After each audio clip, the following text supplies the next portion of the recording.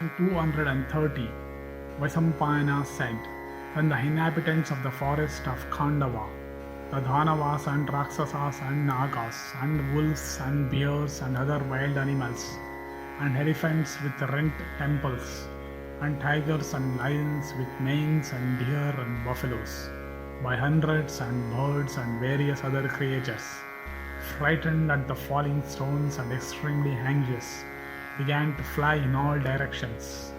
They saw the forest burning all around, and Krishna and Arjuna also ready with their weapons.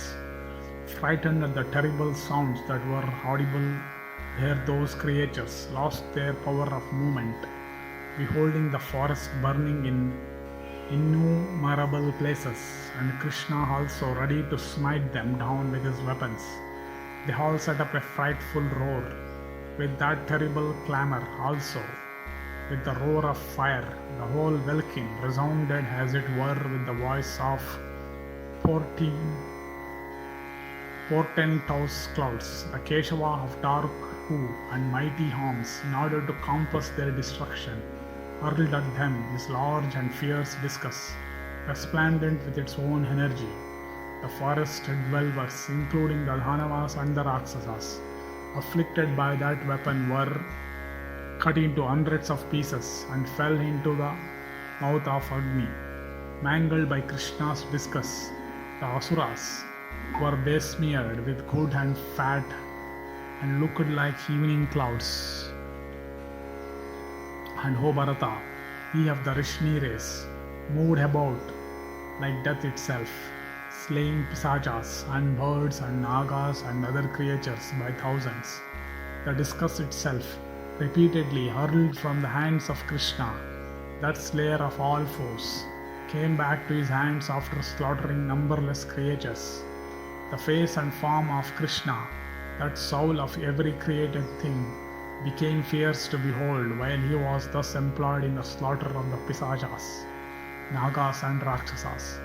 No one among the celestials who had mustered there could vanquish in battle Krishna and Arjuna. When the celestials saw that they could not protect that forest from the might of Krishna and Arjuna by extinguishing the conflagration, they retired from the scene. Then, O monarch, ye of 100 sacrifices, Indra, beholding the immortals retreat, became filled with joy and applauded Krishna and Arjuna. And when the celestials gave up the fight, an incorporeal voice, deep and loud, addressing him of 100 sacrifices, said, "Thy friend Takshaka, that chief of snakes, hath not been slain. Before the conflagration commenced in Khandava, he had journeyed to Kurukshetra. Know from my words, O Vasava, that Vasudeva and Arjuna are incapable of being vanquished in battle by anyone. They are Nara and Narayana, those gods of old heard of in heaven. Thou knowest what their energy is and what their prowess. Invisible, invincible in battle, these best of old rishis are unconquerable by anyone in all the worlds. They deserve the most reverential worship of all the celestials, and asuras of yakshas, and rakshasas and gandharvas of human beings, and kinnaras and nagas.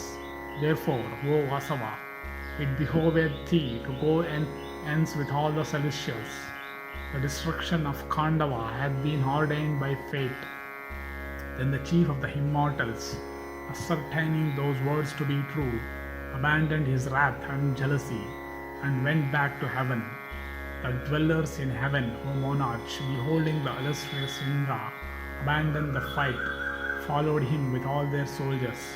Then those heroes, Vasudeva and Arjuna, when they saw the chief of the celestials retreat accompanied by all the gods, set up a leonine roar, and O monarch, Keshava and Arjuna, after Indra had left the scene, became exceedingly glad.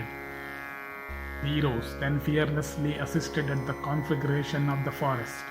Arjuna scattered the celestials like the wind scattering the clouds, and slew with showers of his arrows numberless creatures that dwelt in Khandava, cut off Cut off by Arjuna's arrows, no one amongst the innumerable creatures could escape from the burning forest. Far from fighting with him, none amongst even the strongest creatures mustered there could look at Arjuna, whose weapons were never futile, sometimes piercing 100 creatures with one shaft and sometimes a single creature with 100 shafts. Arjuna moved about in his car. The creatures themselves, deprived of life, began to fall into the mouth of Agni, god of fire, struck down as it were by death itself. On the banks of rivers, or on uneven plains, or on crematoriums, go where they did, the creatures dwelling in Khandava found no ease, for wherever they sought shelter, they were afflicted by the heat, and hosts of creatures roared in pain, and elephants and deer and wolves set up cries of affliction.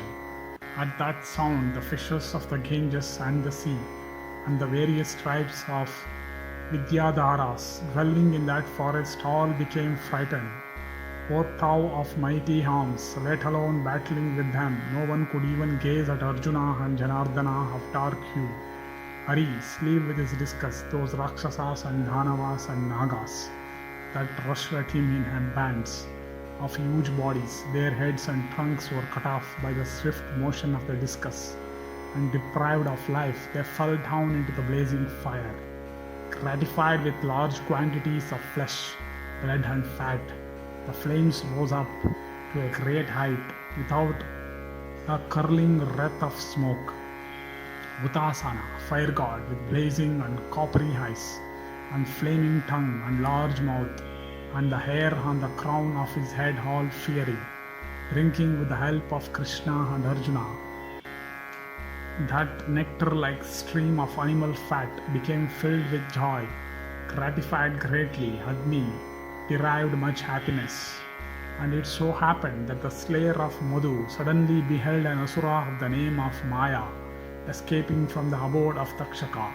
Agni, having Vayu for his car driver, assuming a body with mated locks on his head, and roaring like the clouds, pursued the asura, desirous of consuming him. Beholding the asura, Vasudeva stood with his weapon upraised, ready to smite him down. Seeing the discus uplifted, and Agni pursuing from behind to burn him, Maya said, "Run to me, O Arjuna, and protect me." Hearing his affrighted voice, Arjuna said, "Fear not."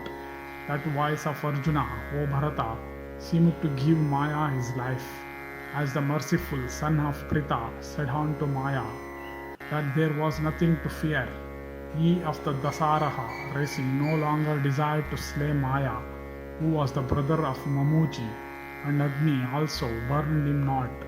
Vaishampayana continued, protected from Indra by Krishna and Partha. Agni, gifted with great intelligence, burned that forest for 5 and 10 days. And while the forest burned, Agni spared only 6 of its dwellers, Vishasvasena, Maya, and 4 birds called Sarangakas. Thus ends the 230th section in the Khandava-Parva of the Adi Parva.